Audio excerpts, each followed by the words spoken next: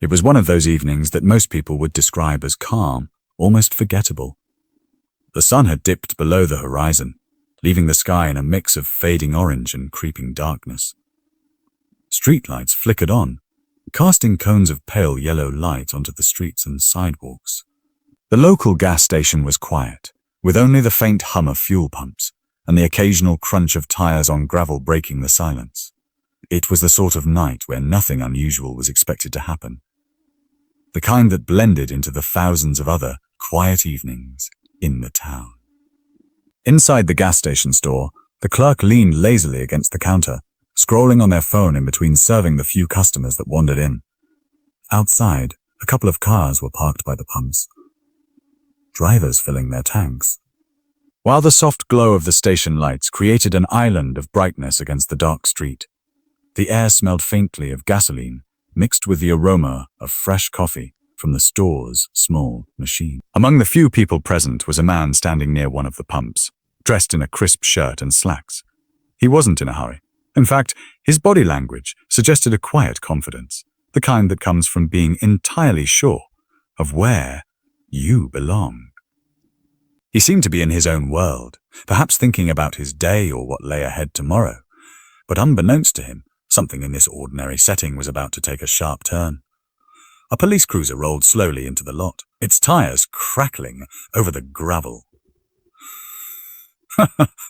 The patrol car's lights weren't flashing, but its presence instantly changed the atmosphere. The low rumble of the engine as it idled created an underlying tension, subtle but unmistakable.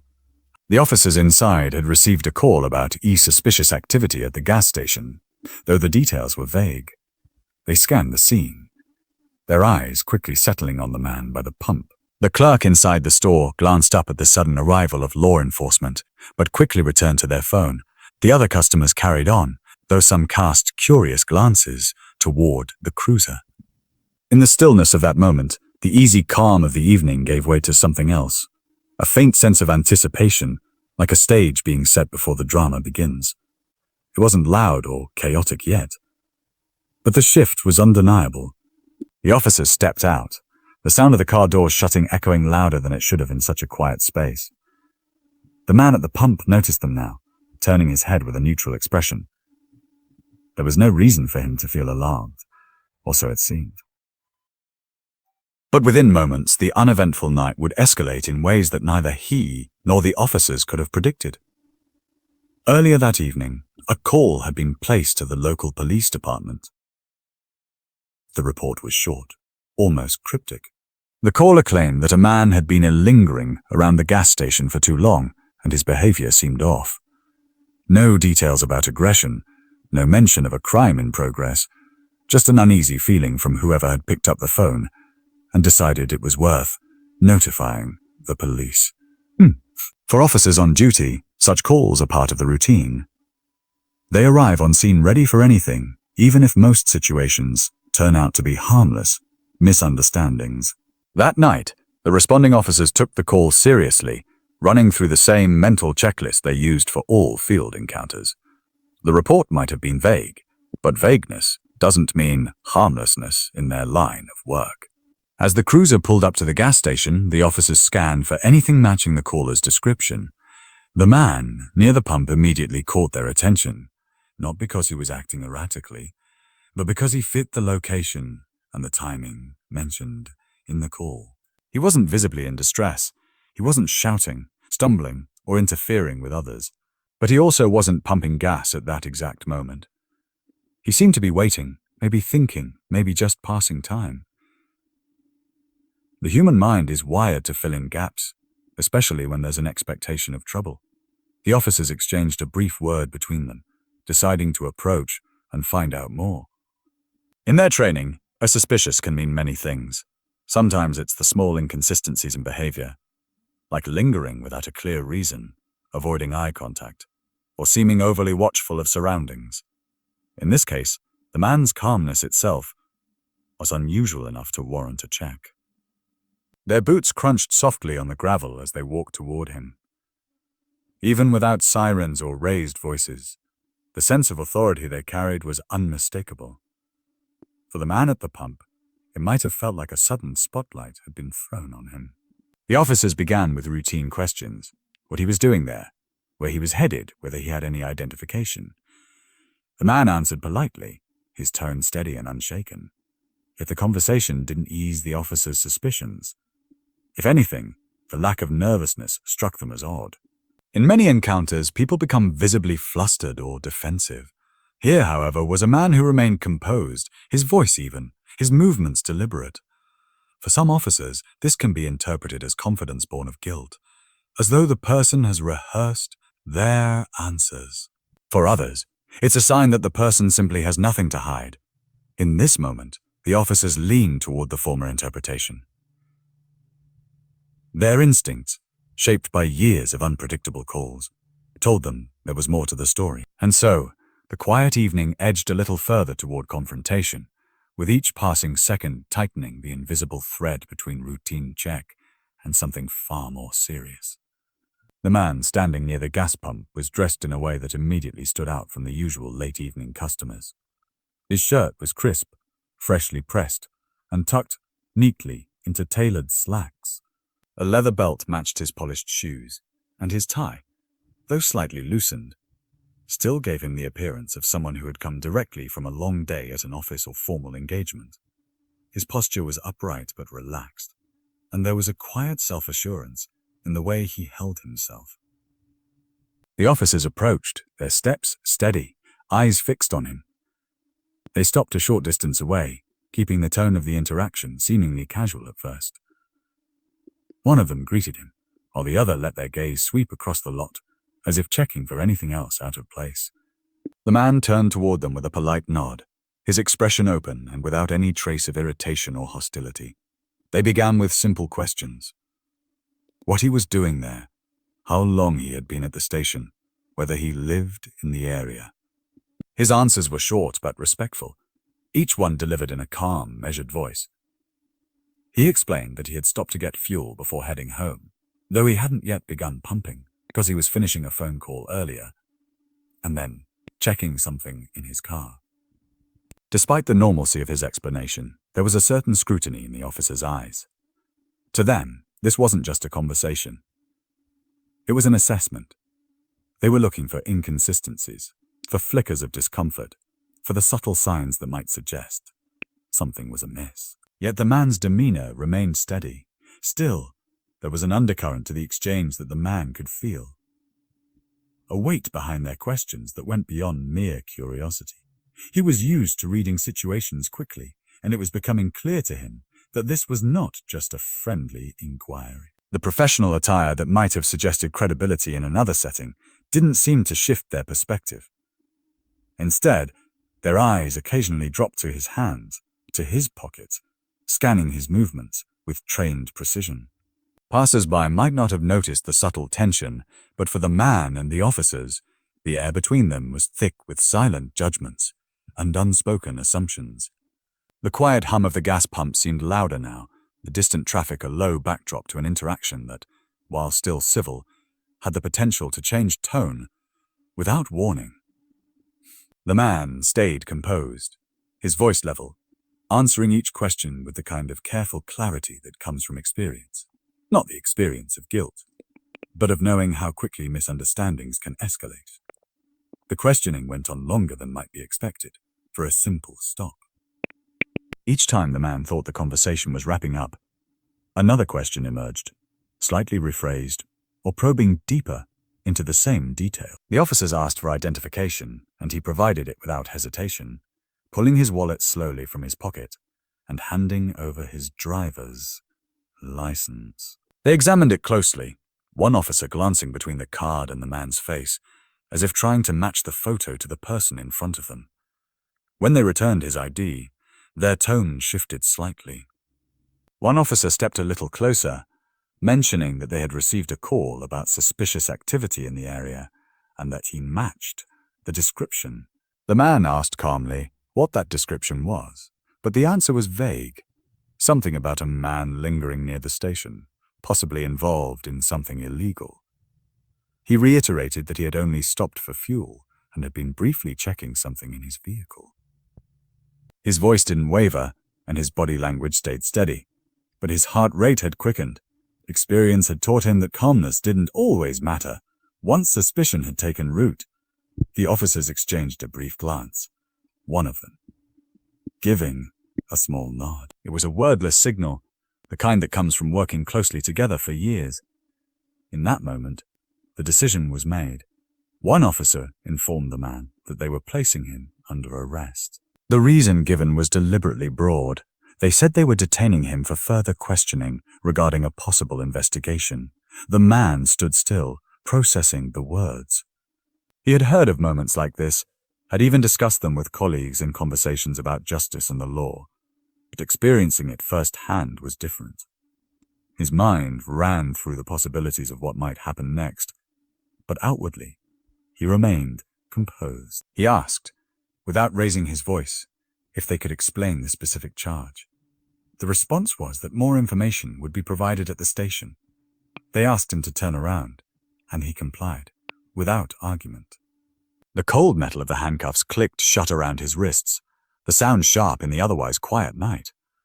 For the officers, this was procedure. For the man, it was a moment heavy with meaning, not just because of what was happening, but because of who he was and what he knew the situation truly represented. As they guided him toward the patrol car, the gas station lights reflected off the polished surface of his shoes, the image of professionalism clashing with the reality of restraint. The few people in the vicinity watched from a distance, some curious, others pretending not to notice. The man kept his head up, his gaze steady. Even as the car door opened and he was directed inside, the cruiser pulled away from the lot, the quiet evening having shifted entirely. The hum of the pumps and the glow of the lights remained behind, but the sense of unease lingered in the space they had left, as though the night itself had been altered. Once the decision had been made, the officers moved with the practiced precision of people who had done this countless times before. Their voices were firm but not aggressive, giving him clear instructions to step toward the cruiser. He followed each command without hesitation, the quiet dignity in his movements making it clear that he was not going to fight or protest. The handcuffs dug lightly into his wrists as they guided him to the back of the patrol car. He felt the cold night air against his skin, sharper now that his hands were restrained behind him. His breathing was slow and deliberate, not because he wasn't feeling the weight of the situation, but because he knew control over himself was the only control he still had, in that moment. The officers opened the back door and motioned for him to sit inside. He lowered himself onto the seat carefully, his knees bending at an awkward angle to accommodate the narrow space. The interior smelled faintly of disinfectant, with a lingering trace of leather from the car's upholstery. There was a thick, transparent divider between the front and back, a physical reminder that he was no longer just a man at a gas station. He was now someone in police custody. From the outside, it might have looked like an entirely ordinary arrest. Nothing loud or violent, just a clean, quiet procedure. But from his seat in the back, every detail seemed sharper. The sound of the car door shutting with a dull thud, the muted hum of the engine as the officers got inside, the slight sway of the vehicle as they shifted in their seats. He watched through the window as the gas station slowly receded from view, the bright lights shrinking against the dark street. His mind catalogued every sensation, every movement, but he said nothing. There was nothing to argue in that moment. Words would not undo the decision that had already been made. The cruiser moved steadily through the streets, the scenery blurring into a monotony of streetlights and storefronts. His reflection in the glass looked calm, almost detached. But inside, there was a quiet storm of thoughts. He knew how these situations could unfold, knew the importance of staying composed. Yet the reality of being on the wrong side of a law enforcement decision carried a weight he could feel deep in his chest. They arrived at the station without any incidents along the way. The car slowed, turning into the gated lot, the heavy metal fence clanging faintly as it slid open. Once inside, the engine cut off and the officers stepped out. One opened the rear door and gestured for him to exit. He stepped out, the chill of the night air rushing over him again, and followed them toward the entrance. His shoes clicked against the pavement, each sound measured, steady, and deliberate. There were no shouts, no struggles, no resistance of any kind. Just a quiet man, walking under the watch of uniformed officers, each step taking him deeper into the heart of a process that had started from a vague report and a brief encounter at a gas station. From the moment the officers first approached him at the gas station to the time they brought him into the station, his demeanor did not shift. His face remained calm, his voice never rose, and he didn't once allow his posture to slump into defeat. Even in the confines of the police station, where the fluorescent lights cast everything in a pale, unflattering glow, he carried himself with a kind of measured steadiness. He walked into the processing area with the same straight-backed posture he had when filling his car earlier. The officers spoke to one another in low voices, their tone brisk and procedural, but he kept his focus forward, listening without reacting to every word. The sounds around him, the clatter of a keyboard, the shuffle of papers, the distant metallic clang of a cell door, all registered in his mind, but none of them drew any outward sign of agitation.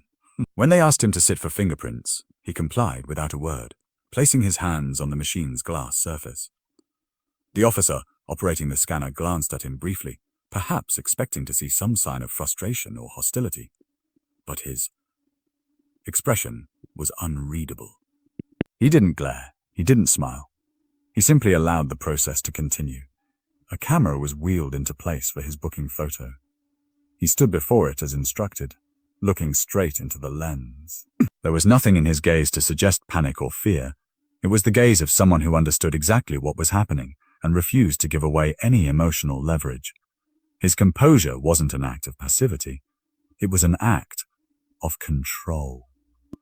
In a situation where so much had been taken from him in an instant, this was the one thing he could choose to maintain. The officers, whether consciously or not, seemed aware of it. There was no attempt to provoke him, no unnecessary sharpness in their tone. The interaction remained steady, like a transaction neither side wanted to escalate. In the holding area, he sat quietly on the bench, hands resting on his lap. The hum of a nearby vent filled the silence. Another man in custody glanced at him a few times, perhaps curious about why someone so well dressed was sitting there, but no conversation passed between them. His focus was inward now, his thoughts moving through the events of the night, piecing together each detail with the clarity of someone who knew that facts, not emotions, would matter later. Every step of the ordeal had the potential to break his composure. Initial questioning. The moment the handcuffs locked, the ride to the station, the booking process, but he held it all in check. Not because he was numb to what was happening, but because he knew that control over himself was the one thing they could. When they first asked for his identification back at the gas station, he had handed it over without hesitation, the laminated card sliding neatly from his wallet into the officer's hand. The name was printed in bold black letters above his photo, the date of birth and address clearly displayed beneath. The officer studied it for a moment, tilting it toward the light to check the holographic security marks, then glanced back up at his face. The resemblance was exact, no reason to question authenticity. What neither officer seemed to realize was that the name on that card was not just another ordinary citizen's. They looked at it as though it were any other ID, searching only for validity, not for recognition. Recognition. In their minds, he was simply the man in front of them, someone who happened to match the vague description from a call, not someone of any particular significance. The card was passed between them. Briefly, a quiet exchange accompanied by a few murmured words. The second officer gave it the same quick inspection before handing it back. There was no flicker of recognition, no pause to consider that they might be speaking to someone whose face had appeared in professional circles, in courtrooms, in places where law carried weight of a different kind. They were still locked into the framework of the call, suspicious man, gas station, possible incident, and within that framework, he was simply another subject to process. He took the card back with the same calm manner he had shown throughout, slipping it into his wallet and sliding the wallet back into his pocket in one smooth motion.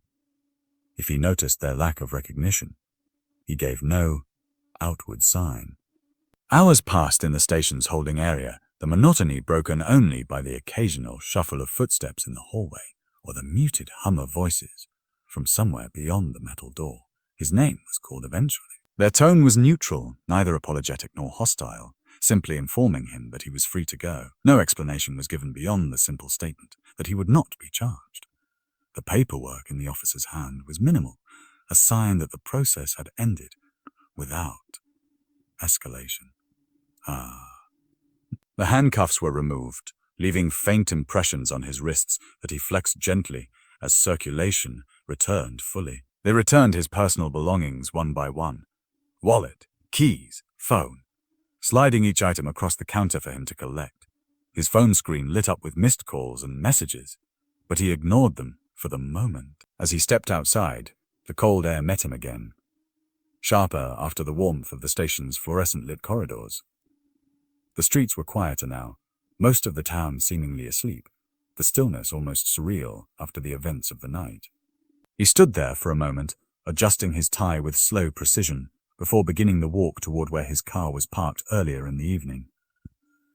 Morning light spilled through the tall windows of the municipal building, crisp air carrying the faint scent of brewed coffee and paper. Inside, staff moved briskly through hallways, their voices low as they prepared for the day's docket. Among the scheduled matters was a police misconduct hearing, the kind that didn't usually draw much public attention but carried weight within the department. The case involved procedural questions, reports to review, and testimony from officers about their conduct during recent calls. The attendees expected it to be like any other session, formal, orderly, and contained within the usual boundaries of protocol in the briefing room. The officers from the previous night's gas station incident straightened their uniforms, preparing to present their accounts. Their notes were ready, their statements rehearsed in their minds. They moved with the confidence of people accustomed to defending their actions in an official setting, certain they could justify their choices. When their names were called, they walked toward the hearing room without hesitation, their footsteps echoing against the polished floor as the doors opened to admit them inside the double doors. To the courtroom swung open with a slow, deliberate creak, releasing a faint draft into the hallway behind them. The officers stepped inside in their pressed uniforms, each movement precise, as though the very act of walking was a performance of composure. They were used to this environment, the arrangement of wood-paneled walls, the polished benches, and the faint smell of varnish that clung to every surface. The sound of their boots on the floor seemed louder in the stillness, each step measured and steady. Their shoulders were squared, their heads held high, their expressions neutral, but carrying that subtle trace of assurance, common among those convinced they had acted within the boundaries of their authority. They believed this would be a procedural formality, a chance to recount the previous night's events in their own words, supported by the simple justification that they had responded to a suspicious activity report in good faith. The gallery was sparsely populated, a few individuals seated quietly in the pews, their eyes following the officers as they entered. The hum of whispered exchanges drifted through the air, soft enough not to interrupt the formal quiet of the room. The officers paid little mind to the spectators. Their focus was on the hearing itself, their training kicking in as they mentally rehearsed the sequence of events they would describe. They approached the designated table, placing their folders neatly before them, the corners aligned with an almost unconscious precision. Their pens were positioned parallel to the paper, a detail that might have seemed trivial, but revealed the ingrained discipline of habit. They glanced briefly at each other, exchanging a silent reassurance, a look that said they had been through similar proceedings and emerged without harm to their reputations or careers. There was no sign in their demeanor of the previous night, weighing heavily on their minds. If they felt any lingering tension from the arrest, it didn't show. In their understanding of events, they had acted properly, with no reason to anticipate that this morning would be anything but a routine step in an ongoing process. The structure of the courtroom itself seemed to support that belief. The familiar arrangement of judges' bench, Witness stand and counsel tables presented an orderly framework they had navigated many times before. They settled into their seats, the quiet rustle of uniforms and the faint clink of metal badges the only sounds they made. One officer leaned slightly back, adjusting his belt, while the other kept his posture upright, eyes forward. Their heavy wooden doors closed behind them, sealing them in the space where the day's matters would be decided. Somewhere beyond the confines of their expectations, a surprise awaited, but at that moment, they walked in with the unshaken confidence of men who believed they understood exactly what was about to happen. When the officer's eyes shifted toward the bench, their initial glance was casual. The kind given to a familiar point in the room, but the image before them did not match what they had unconsciously expected. There, robed in deep black, seated high above the courtroom, was the man they had placed in handcuffs less than 24 hours earlier. The change in setting was almost surreal. The crisp shirt and slacks he had worn at the gas station replaced now by the formal judicial robe, its folds draping heavily over the arms of the chair. His posture was as straight as it had been the night before, but now it carried the unmistakable authority of the position he occupied. The light from the tall windows behind him cast a soft glow around his shoulders, highlighting the composure in his face, the calm that had never left him during the arrest. For a moment, the air in the room seemed to shift. The officer's eyes lingered, narrowing slightly as if to confirm they were truly seeing what they thought they were seeing. The man's expression was neutral, professional, the same quiet control he had displayed the night before, now amplified by the weight of the bench he presided over. Neither his voice nor his gaze betrayed anything personal when he addressed the court. His tone was measured, formal, carrying the steady cadence of someone accustomed to leading proceedings with authority. He did not acknowledge the arrest directly, nor did he hint at it in his choice of words. To those unaware of the previous night's events, nothing in his demeanor suggested an unusual connection between the judge and the officers before him. But for the officers, recognition came with an almost physical jolt. Memories of the gas station flickered behind their eyes. The man standing calmly under the harsh glow of the pumps, the quiet way he complied with their instructions, the moment the cuffs clicked shut around his wrists. Those memories now collided with the reality of the man seated in judgment over them. His gavel within reach, the courtroom his domain. They shifted slightly in their seats, the confidence they carried into the room beginning to feel less solid beneath them. The table in front of them, once a place of control, now felt like a barrier, a reminder that they were no longer the ones directing the course of events. Around them, the courtroom continued its stillness. The faint rustle of papers and distant coughs, the only sounds breaking the silence. The man on the bench gave no outward sign of personal grievance. His hands rested lightly on the desk before him, one atop the other, his eyes moving with deliberate steadiness as he addressed procedural matters. His control over the room was complete, not through force, but through the quiet command of presence and authority.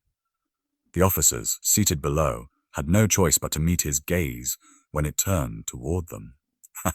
It was a gaze they had already met once before, under very different circumstances, and now it carried with it the weight of the court itself. Whatever thoughts ran through their minds, surprise, unease, disbelief, they kept them locked behind the same neutral expressions they had worn on entering. Yet, under the surface, the dynamic of the room had changed in a way that neither procedure nor training had prepared them for. The lines between authority and subject had reversed. The balance of power shifted entirely, and the man who had walked away in the cold hours of the previous night now sat in the seat that would determine the course of their day. It happened in a subtle way, almost imperceptible to anyone in the gallery who wasn't watching closely. At first, the officers' expressions didn't falter. Their training had taught them to keep composure, no matter the circumstances. But the recognition that swept over them was not something easily hidden. The muscles around their mouths tightened, their jaws locking ever so slightly. A faint stiffness crept into their posture, as though an invisible weight had settled across their shoulders. Color drained gradually from their faces, not in a dramatic rush, but in a slow, creeping fade. One officer blinked a few times, as if hoping that his eyes had deceived him, but the figure at the bench remained unmistakable. The image of the man in cuffs from the night before was now overlain with the sight of him in a robe elevated above them, presiding over the very space where their conduct was about to be examined. The other officer shifted in his seat, his back straightening in an unconscious attempt to project control. Still, the faint pallor spreading across his skin betrayed what he was feeling. The room itself seemed to take notice, not in words, but in a quiet ripple of awareness that moved through those present. There was a subtle shift in the energy, the kind that occurs when an unspoken truth hovers in the air, understood by only a few, but felt by only a few, but felt by all. The sound of shuffling papers and the muted clearing of a throat somewhere in the gallery filled the silence that followed. The officers exchanged a brief glance, one that carried an entire conversation without a single word spoken. There was an edge to it, a question of how this had come to pass, and an acknowledgement that nothing about this hearing would feel as straightforward as it had when they walked in, even without any overt confrontation. The moment was heavy. The pale look on their faces was not just surprise, but the dawning realization that their narrative, the one they had prepared carefully for this proceeding, would be told before a man whose experience of the events was not from a report or a recording, but from standing in their custody only hours before. When he spoke, his voice carried easily across the room. Not loud, not rushed, but clear and steady. It was the kind of voice that commanded attention without ever needing to rise above its natural tone. He began with the formalities required to open the session, reading the case details in the same precise manner any judge would. His hands rested lightly on the bench as he glanced at the documents before him, turning pages with deliberate care. There was nothing hurried about his movements. Each action was purposeful, as though every second he took in setting the tone was an unspoken reminder that the courtroom was his to control. His gaze moved between the parties present, making sure to acknowledge everyone, without lingering in a way that could suggest favoritism or bias. To an observer who knew nothing of the previous night's arrest, there was no indication of a personal history between the man on the bench and the officers before him. His tone never wavered from the steady rhythm of professionalism, and his expression remained neutral.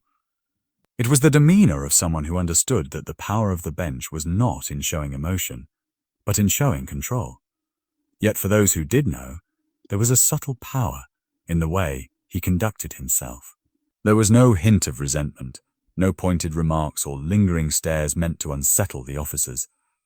Instead, the calm delivery of each word seemed to carry a weight all its own, a quiet assertion that he did not need to raise his voice or alter his manner to make his presence felt.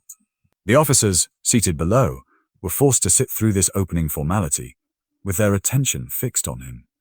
Each syllable he spoke was a reminder of the sudden reversal in their roles, of how the man they had once commanded with instructions and handcuffs now spoke from a position where his word would define the boundaries of their defense. His professionalism was deliberate, almost meticulous. The way he framed each statement left no room for misinterpretation. Every procedural instruction was delivered with clarity, each acknowledgement of the court's duties offered without haste. It was the embodiment of judicial conduct, impartial, disciplined, and exact. But beneath that measured exterior was the undeniable fact that this hearing would unfold under the watch of someone who had experienced firsthand the kind of decisions they were there to justify. From the moment he began presiding over the case, there was no verbal acknowledgement of the circumstances that had brought them into such an unusual dynamic. He spoke only of the matters on the docket, of the procedures to be followed, and of the rules that would govern the hearing. There was not a single pause or shift in tone to suggest that he was tempted to deviate from that course. If any in the room were waiting for him to reference the arrest, they were left waiting in silence. His restraint was absolute. It was not the kind of silence that comes from hesitation, but the purposeful quiet of someone who understands the weight of their position and the power in choosing what not to say.